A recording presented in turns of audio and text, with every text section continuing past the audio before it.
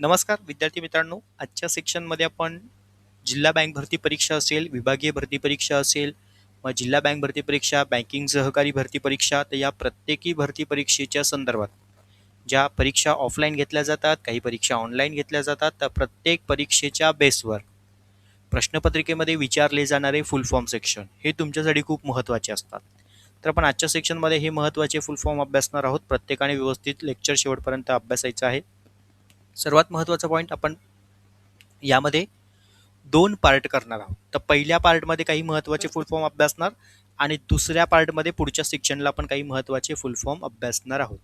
आता जे काही आपण फुल फॉर्म पाहणार आहोत, अभ्यासणार आहोत, ते तुम्हाला 100%ली परीक्षा ओरिएंटेल अतिशय महत्त्वाचे असणार आहे. त्यामुळे कुठेही वेळ वाया न घालवता व्यवस्थित लेक्चर ऐका, शेवटपर्यंत ऐका, समजून घ्या आणि आपल्या मित्रमैत्रिणींना देखील शेअर करा आणि लेक्चर आवडल्यास लाईक करा. आपल्या यूट्यूब चॅनलला सबस्क्राईब करून ठेवा. अशाच नवनवीन परीक्षेच्या संदर्भातील अपडेट माहिती तुमच्यापर्यंत पोहोचवेल आणि कमी कालावधीमध्ये आपल्याला जास्तीत जास्त मार्क त्या ठिकाणी कव्हर करायचे. महत्त्वाच्या टॉपिकवरच आपल्याला फोकस ठेवणं खूप आवश्यक आहे.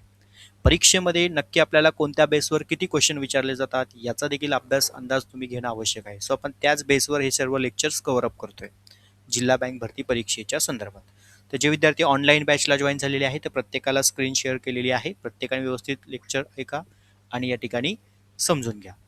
चला, सर्वात महत्त्वाचं परीक्षेच्या संदर्भात फुल फॉर्म आहे, व्यवस्थित नोट डाऊन करून घ्यायचे आहे.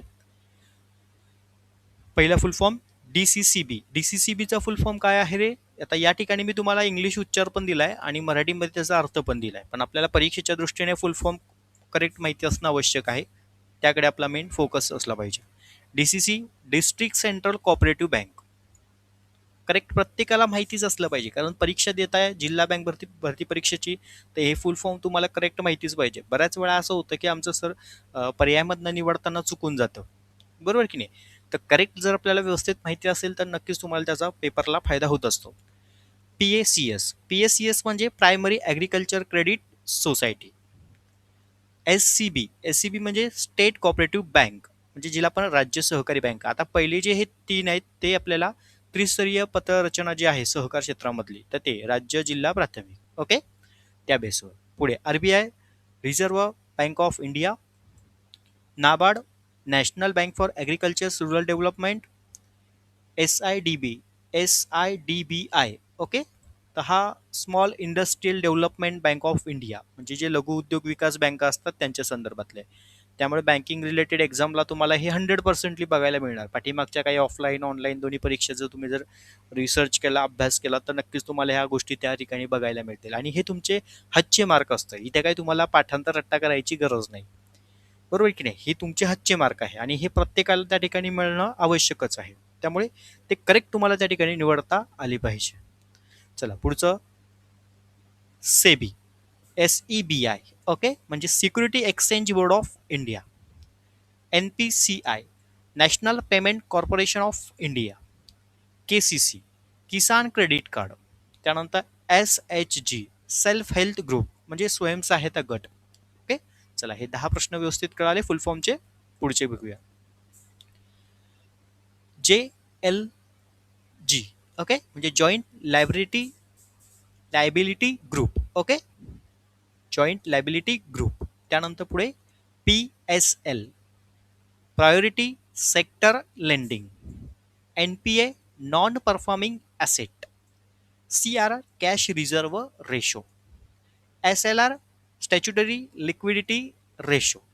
त्यानंतर MSF, ओके, जी मार्जिनिंग स्टँडिंग फॅसिलिटी, ओके, जी मार्जिनल स्टँडिंग फॅसिलिटी जी असते ती आहे MSF. आता हा बऱ्याचशा काही ऑफलाईन बँक भरती परीक्षा ज्या झाल्यात तर त्याला हा विचारला गेला होता. त्यामुळे आता लेटेस्टमधले पुणे जिल्हा असेल, सोलापूर जिल्हा असेल, सांगली जिल्हा असेल, ओके, तर या भरती परीक्षेला हे प्रश्न विचारले जातात. त्यामुळे व्यवस्थित नीट याकडे लक्ष द्या अभ्यासासाठी. त्यानंतर OMO, ओपन मार्केट ऑपरेशन, हा एक घटक खूप महत्त्वाचा आहे. त्यानंतर पुढे MCLR, marginal cost of funds based lending rate, okay. त्यानंतर रेपो रेट म्हणजे रेपो रेट, ओके, त्याचा परचेस रेट. त्यानंतर पुढे UPI. आता बऱ्याचशांना UPIचा फुल फॉर्म माहिती आहे आणि हे बरेचसे प्रश्न आलेले आहेत परीक्षेला. UPI unified payments interface. Okay. त्यानंतर NEFT national electronic fund transfer. RTGS real time gross settlement. IMPS okay immediate payment services. त्यानंतर AEPS म्हणजे आधार एनेबल्ड पेमेंट सिस्टीम. ओके. त्यानंतर पुढे BBPS म्हणजे भारत बिल पेमेंट सिस्टीम. रुपे कार्ड पेमेंट नेटवर्क.